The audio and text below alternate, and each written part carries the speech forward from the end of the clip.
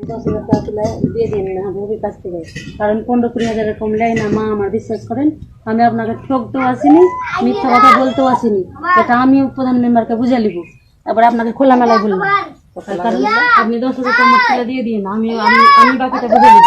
আপনার 20,000 কম কোনো দিকেই পাই না, আমি আপনার দিকে তাকিয়ে। তোমাকে দিবে 10,000 টাকা, ওকে দিবে 10,000 টাকা, তাকে দিবে 10,000 আর তাকে দিবে 10,000 টাকা, আইখানে 10,000 টাকা, টাকা আরেকজনকে দিবে। এই এত টাকা 10,000 টাকা দিতে বলে বাড়িখানা কি টাকা করব? আগে কথাটা শুনে না মা, এই টাকার ভাগিদার কেউ নাই, আমরাই, তাছাড়া আর কেউ নাই, আর কেউ পাবে না টাকা। টাকা বাড়িটা করে তো টাকা দিচ্ছে। শুনেন, যদি এবার যদি শুনেন, শোনো, আর কে আসছে তোমাদের কাছে টাকা চাইতে আমাদেরকে বলো, আর কাউকে তো দিবে না তোমরা, না হলে পরে প্রধান মেম্বারের সঙ্গে কথা বলে যারা ক্ষমতায় তাদের সঙ্গে কথা বলে নাও। এটা তো ভুল কথা বলছেন। আর কে আসতেছে আমাকে বলতে হবে, তাহলে কে আসছে টাকা চাইতে? আর তো কেউ আসবে না আমাদের বুথে, তার কেউ আসবে না টাকা চাইতে। কে আসছে গো কাকিমা? সত্যি করে বলেন, তাহলে পরে তখন তোমাকে ঠিক বলে দেবো। আবাস যোজনায় ঘর দিতে সরাসরি কাটমানি চাইছেন তৃণমূল বুথ সভাপতি। ভাইরাল ভিডিও ঘিরে মুর্শিদাবাদের সুতিতে শোরগোল। সুতি 2 নম্বর ব্লকের কাশিমনগর গ্রাম পঞ্চায়েতের 49 নম্বর বুথের তৃণমূল সভাপতি নীলিমা দাসের টাকা চাওয়ার ভিডিও এক্স হ্যান্ডেলে পোস্ট করেছেন শুভেন্দু অধিকারী। আমি প্রধান মেম্বারকে বুঝে নিব, এবার আপনাকে খোলামেলায় বললাম। কারণ আপনি 10,000 টাকা তুলে দিয়ে দিন, আমি বাকিটা বুঝে নিব।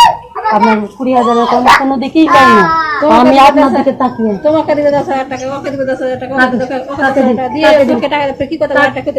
10,000 আর তাকে দিবে 10,000 টাকা, আইখানে 10,000 টাকা, টাকা আরেকজনকে দিবে। এই এত টাকা 10,000 টাকা দিতে বলে বাড়িখানা কি টাকা করব? আগে কথাটা শুনে না মা, এই টাকার ভাগিদার কেউ নাই, আমরাই, তাছাড়া আর কেউ নাই, আর কেউ পাবে না টাকা। টাকা বাড়িটা করে তো টাকা দিচ্ছে। শুনেন, যদি এবার যদি শুনেন, শোনো, আর কে আসছে তোমাদের কাছে টাকা চাইতে আমাদেরকে বলো, আর কাউকে তো দিবে না তোমরা, না হলে পরে প্রধান মেম্বারের সঙ্গে কথা বলে নাও, যারা ক্ষমতায় তাদের সঙ্গে কথা বলে নাও। এটা তো ভুল কথা বলছেন। আর কে আসতেছে? টাকা দাও, এখনই টাকা দাও।